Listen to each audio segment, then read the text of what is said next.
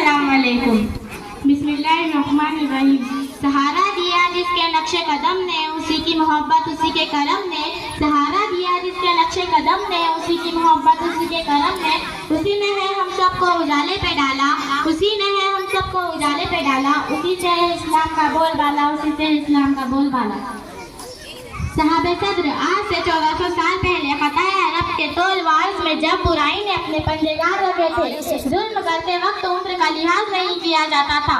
बच्चियों को पैदा होते ही जिंदा दफन कर दिया जाता था। शरीफ इंसान की कोई इज्जत ना थी। हर जालिम और बदमाश अपनी मर्जी के फैसले करता फिर रहा था। जहालत और गुमराही ने हर तरफ डेरे डाल रखे थे। तब रहमत खुदावंदी जोश में आई और फिर हजरत बीबी पाक आमना के घर में एक मासूम अजीम ने आँख खोली। तब तो जैसे हर सो एक उजाला छा गया। मैं अपनी तकरीरी शेर पर खत्म करना चाहती हूँ।